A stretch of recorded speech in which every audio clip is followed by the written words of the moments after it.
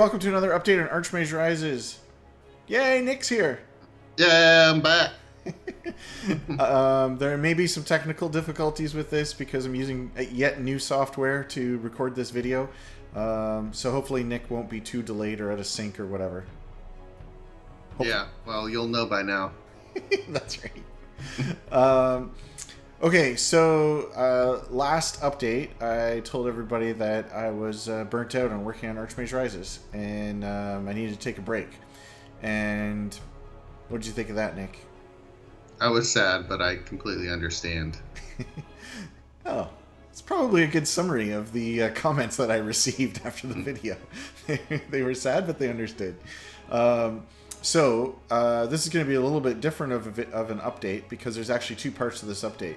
One is this video update, which I'm going to talk about something, and then there's also an accompaniment article that is completely different from this update that goes along with it. So usually watching the video and reading like whatever the text is like basically the same thing. It's almost like a transcript. Sometimes it's like a transcript. But in this case, there's actually like a separate article, and then there's a little bit that we're talking about today. But so I stopped working on Archmage, and then my wife had already planned this trip that we were to go to Europe. And so we went to Europe, and as part of that, I went to Holland, and as part of that, I went to this town called Rotterdam, and as part of that, I organized to meet Roger in Rotterdam. So Awesome. we filmed this little tiny update of me and Roger together. So here's Roger and I from Rotterdam. Hey, it's Roger and Thomas Hi, everyone. in Rotterdam. True. This is our Archmage Rises update. Not It's really. a Thomas on vacation update. Yeah, that's true. Anyways, I met Roger for the first time. There he is. Hi, everyone. So here I am, Rotterdam, met Roger, having a good time, and we'll be back to the game shortly. Yeah, surely. Do you think I should finish the game? Yeah, I think you should. Really? Yeah. Get back to work? Yeah. Otherwise, you can't pay for any more vacations. So But if I never finish the game, I could keep making updates. that's true. Okay. Once I finish the game, there's no more updates. Okay. So then you have to start monetizing your updates. That's right. Okay, I'll finish the game. Yeah. Okay. Okay. All right. Okay, bye everybody. Bye. Meeting with Roger was actually really cool. We spent the better part of an afternoon together just talking about stuff. We went for some nice Belgium beer. We walked around Rotterdam's downtown and talked about game dev. And he told me how he was almost a pro Counter-Strike player. Like in high school, he made it to like the nationals, and his parents were like really disappointed with him because he was like never at home, and he was always going to this local like internet cafe that he would play Counter-Strike and like a LAN. Like this is almost pre-internet. They would just play locally and such, and so. Anyways, he ended up making it to the nationals, and that was like pretty cool and stuff. So, anyways, yeah, I got to meet Roger, and so yeah, we talked about running out of steam and things to do about that, and it was good chat, good time, and I look forward to seeing him in the future at some point, and maybe we can get him to finally come to Canada. That'd be great. I mean, it wouldn't help me much, but Well, you could come to Canada too. Like maybe we should have a release party where everybody who works on the game comes to Canada. That sounds pretty good. that does sound pretty good. Okay. So back to the update on Archmage Rises. So on March 14th or 16th, something like that, that's when I decided I'm going to stop working on Archmage. And here's the reason why I decided to stop working on it: because I hated it. That's the really short answer. Because I hated it. Like every time I loaded it up and looked at it, I was just like, I hate this thing so much. And there's a lot of reasons for that, which I'll describe very briefly. But there's a number of reasons for that. And so, how can I possibly work on this labor of love while I'm hating it? That just doesn't like work, right? So, rather than, like at first, I was just kind of like trying to like put it down and wait and see like if I would feel better, and then I would go back to it and stuff. And anyway, that wasn't really working. And so then I took some time away from it, like actually like put it down and told my wife I'm not working on Archmage Rises. I'm just going to go do something else and stuff. And she got really upset about that, but I won't talk anymore about that. And then I did a really weird thing, which was I went and got like a 2-week contract working on another game. And I asked you if you needed any help on the game you were working on at work. But, you know, for somebody to parachute in and for only 2 weeks, it's like hardly worth the setup and stuff, right? So anyway, I didn't have high hopes for that. But anyway, so I thought, okay, I'll go and work on this other person's thing. And through working on their thing and traveling in Europe with my family and talking with Roger and other things, I made a number of realizations. And that's what the article is about these 10 realizations that I've had and how that has brought me back to wanting to work on Archmage Rises.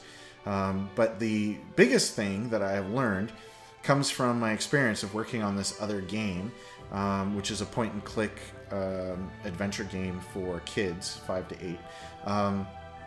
And in working on that, you and I conversed a bunch because you're helping me out with some of the Unity stuff that was like not working, right?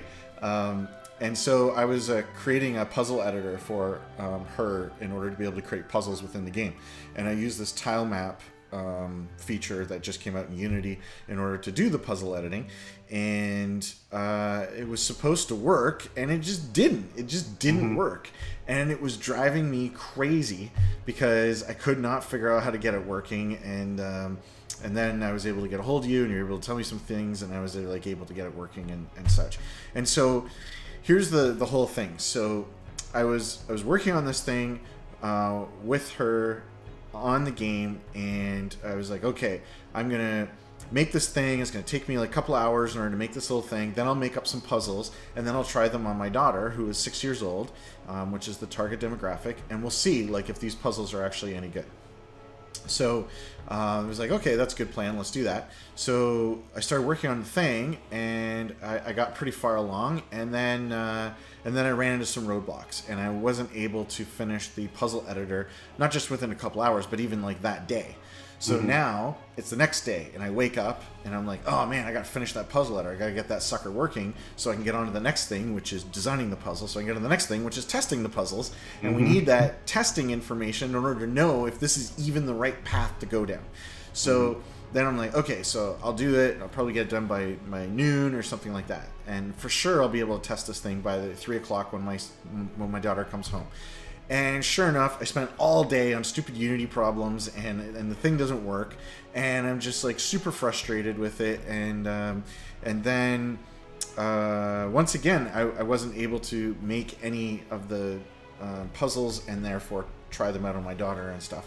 And so now I'm into the 3rd day of it not working, and I'm just like really getting upset and frustrated with this thing.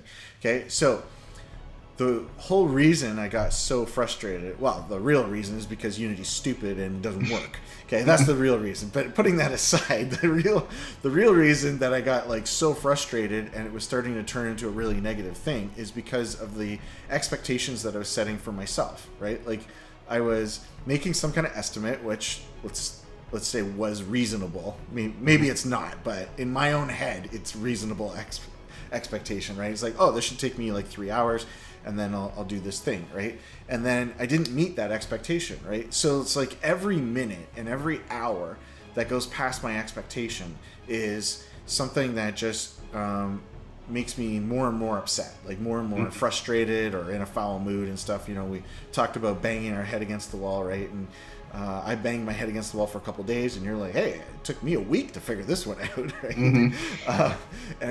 That's when I realized, wow, Nick is like way more patient than I am, and maybe that's why I get so like emotionally upset, and then maybe that's why I don't get as much done, because if I was just more patient, then maybe I would be like more calm-headed, and then I'd actually get the thing solved, and things would be a whole lot better. So what I came to realize was that game dev is just really freaking hard. It's just hard, right? And I contrast that with other things I've done in my life. Like we just added a delivery service at the grocery store, and I had to go and buy a van and get insurance for it, and we have to advertise it and stuff. And like there's like a whole lot of things, but none of it are particularly hard. You know what I mean? Like it's not hard to put an ad in the paper. I mean, there's like a process to doing it, but it's not hard.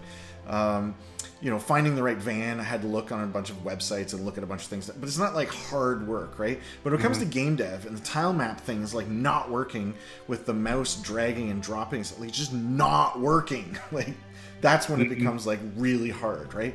And so I need to have like a big giant sign right behind my big giant monitor that says like game dev is hard or something, right? So like whenever I run into that like head banging scenario, right? Like a little spot on the wall that says insert head here. Whenever I'm doing that, there's a sign above it that says game dev is hard. And then I'm like, oh yeah, game dev is hard. Like I shouldn't be surprised about that.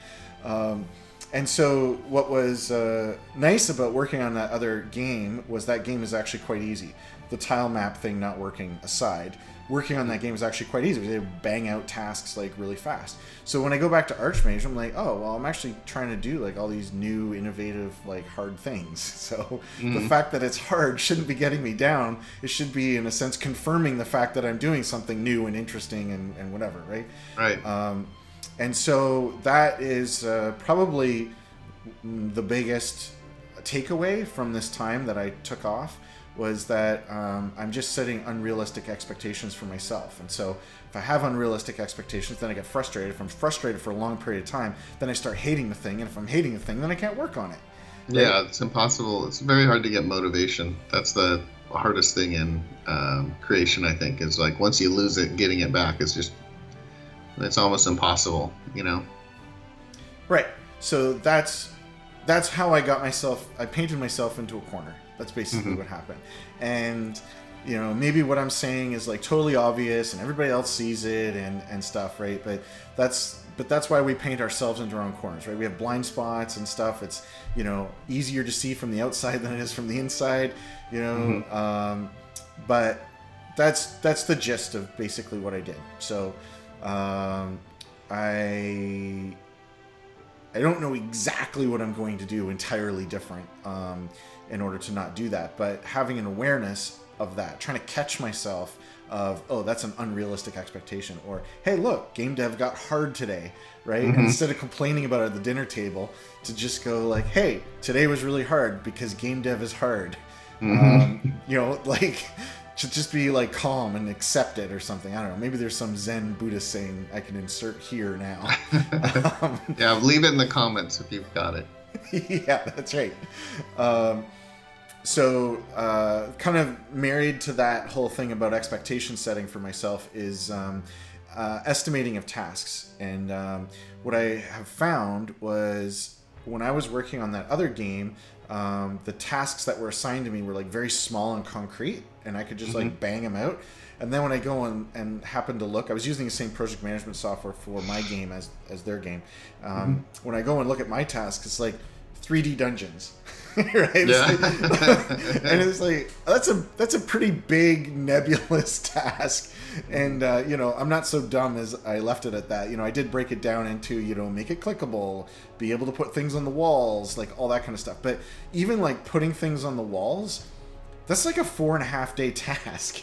And so what that means is that feeling of success, that feeling of momentum, I only get that once every 4.5 days, right? When you like click complete, right? And then it like goes away or goes into the done bin or something like that. So clearly I'm doing it wrong, right? Like I need to somehow take that task and break it down into like smaller chunks. And hopefully those chunks are like a few hours.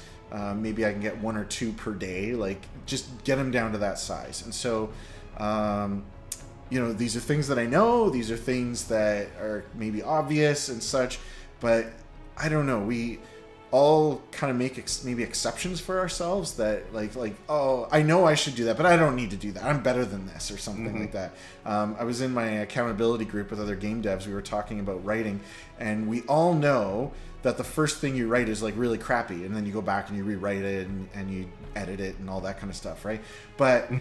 But yet we think like, oh well, I'll just sit down and I'll just write it out like Tolkien, like just like beautiful lines. They'll just come out, although the whole rest of the world has to do multiple drafts and editing. But for me, I'll just be able to like get it out and completely polished on the first go, right? And I don't know why we make these exceptions in our own minds, but that's kind of what I was doing. It's like, so if I assign a task to you or I assigned a task to Roger, I would like time box it, be very descriptive about what needs to be done so that we're both clear on like what needs to be done and what success and failure looks like. And then I assign a task to me and it's like, make game cool, right? It's like, it's like so obvious, but anyway, so so those are the big kind of realizations I had coming out of this time. And so I think I'm better now.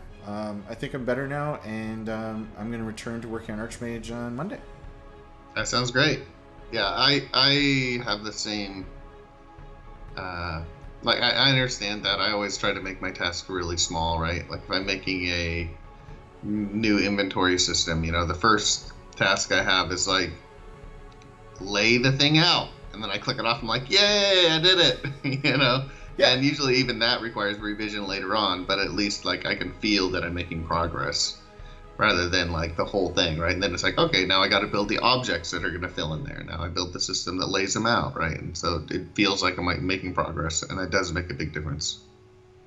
Yeah, I was starving myself of those good feelings, and so I ended up in a dead end, right? I was just like, I can't go any further like this, and I didn't know what would come from the break. I didn't know what I needed, but that seems to be a big one. And that's something that Roger and I talked about over Belgian beers. So maybe all I just needed was Belgian beer. Yeah, I mean, that's usually the solution. I think beer's the solution to most problems in life. I mean, I'm not sure about the studies have proven this or not, but I think there's a lot of people trying. Yeah, for sure. Okay, so that's all I have to say in this video. And for the other 10 realizations, you can read the accompanying article. Sounds great. Okay, thanks, Nick. Bye. Bye.